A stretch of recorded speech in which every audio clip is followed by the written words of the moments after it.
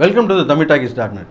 இன்றைக்கி நம்ம திரை விமர்சன நிகழ்ச்சியில் இயக்குனர் சத்யசிவா இயக்கத்தில் வெளியே வந்திருக்கிற சவாலே சமாளி படத்தை பற்றி பார்க்க போகிறோம். சவாலே சமாளி இந்த படத்துடைய கதையை பற்றி பார்த்தோம்னா, இந்த படத்துடைய கதையை சொல்ல முடியாதுன்னா அவ்வளோ பெரிய சஸ்பென்ஸா அப்படின்லாம் நினச்சிடாதீங்க. இந்த படத்துடைய டைரக்டருக்கே இந்த படத்துடைய கதை என்னன்னு தெரியாது. 2-2.5 மணி நேரம் உட்காந்து இந்த படத்தை பார்த்து எங்களுக்கா தெரிய போகுது, அதை நாங்கள் உங்கள்கிட்ட வந்து சொல்கிறதுக்கு. அப்போ என்ன தான் சுருக்கமாக சொல்கிற அப்படின்னு கேட்டிங்கன்னா, இது ஒரு பழைய தூர்தர்ஷன் நாடகம் மாதிரி இருக்குது. பழைய தூர்தர்ஷன் நாடகம் எப்படி இருக்கும் அப்படின்னு சொன்னால், ஒரே செட்டு, அதே நடிகர்கள்.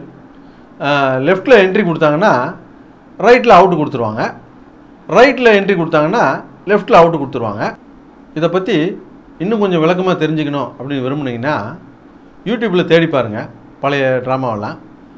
அல்லது வீட்டில் பெருசு பழசு எதாக இருந்துச்சுன்னா அதுக்கிட்ட கேட்டு தெரிஞ்சுங்க.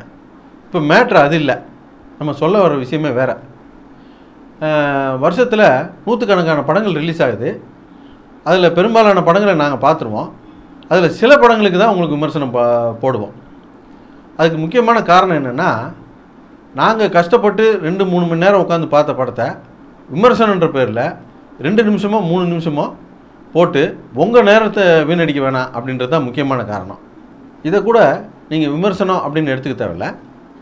பொதுவாக நாங்கள் படங்களை எந்த அடிப்படையில் தேர்ந்தெடுத்து பார்ப்போம் அப்படின்னு சொன்னால், பெரிய நடிகைகள் நடிச்சிருந்தால் அந்த படத்தை பார்ப்போம், பெரிய இயக்குநர்கள் எடுத்திருந்தால் அந்த படங்களை பார்ப்போம். சமீபத்தில் கூட தொடர்ச்சியாக ஒரு 3 படம் இப்போ பார்த்தோம். இந்த 3 படங்கள்லையுமே பெரிய இயக்குனரோ நடிகைகளோ கிடையாது. ஆனால் 3க்குமே ஒரு ஒத்துமை இருக்குது.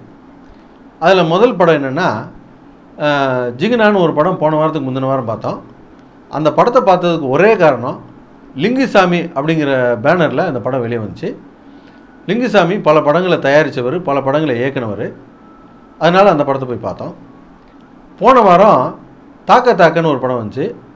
பல படங்களை தயாரித்த தானுடைய பேரில் அந்த படம் ரிலீஸ் ஆச்சு. இந்த வாரம் இந்த படம் சவாலே சமாளி படம் ரிலீஸ் ஆகிருக்கு. இந்த படம் அருண் பாண்டியன் அப்படின்ற பேரில் ரிலீஸ் ஆகிருக்கு. அருண் பாண்டியன் 100 படங்களுக்கு மேலே நடித்தவர், நூற்றுக்கணக்கான படங்களை வெளிநாடுகளுக்கு எக்ஸ்போர்ட் பண்ணவர், பல படங்களை தயாரித்தவர் அப்படின்ற காரணத்துக்காக மட்டும்தான் இந்த படங்கள்லாம் பார்த்தோம். இந்த 3 படங்களையும் நாங்கள் பார்க்க முக்கியமான காரணம், இந்த படம் சம்மந்தப்பட்ட இந்த 3 பேர் மேலே உள்ள இவங்க அனுபவத்து மேலே உள்ள நம்பிக்கையினால தான். இது ஒரு படம் ஓடுது ஓடாமல் போகுது அதெல்லாம் வேறு விஷயம். ஆனால் ஒரு படம்னா அதுக்கு ஒரு குறைஞ்சபட்ச தகுதின்னு ஒன்று இருக்கணும். இந்த படங்கள்லாம் விமர்சனம் பண்ணுறதுக்கு கூட தகுதி இல்லாத படங்களாக இருந்துச்சு. இது படமாக இருந்தால் தானே விமர்சனம் பண்ணுறதுக்கு. இப்போது எங்களுக்கு இருக்கிற சந்தேகமெல்லாம், இவங்க மேலே நம்ம வச்சுருக்கிற நம்பிக்கையையும் மரியாதையையும் இவங்க காசாக்கிடணும் அப்படின்னு நினச்சி இந்த மாதிரியான படங்கள்லாம் வாங்கி வெளியிடுறாங்களா, அல்லது நம்ம ஒரு பெரிய காவியத்தை படைச்சிட்டோம் இது சூப்பர் ஹிட் ஆகும் அப்படின்னு சொல்லி தவறான ஜட்ஜ்மெண்ட்டில் இந்த படங்களை ரிலீஸ் பண்ணுறாங்களா, அல்லது உங்களுக்கு ஒரு திறமை இல்லாமல் ஃப்ளூக்கில் தான் இவ்வளோ நாளாக சினிமாக்குள்ளே வாழ்ந்துக்கிட்டு இருக்காங்களா அப்படின்ற சந்தேகங்கள்லாம் ஏற்படுத்துது.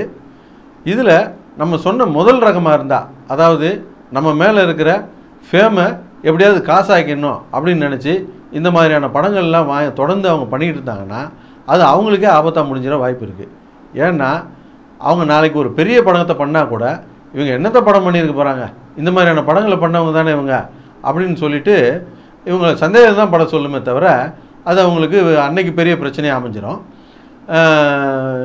ஆடியன்ஸை பொறுத்தளவுக்கு வாரம் ஏமாறுறதுன்றது அவனுக்கு பழகி போன விஷயம். ஆடியன்ஸை ஏமாத்துறத நினச்சி நீங்கள் ஏமாந்துடாதீங்க, அவ்வளோதான்.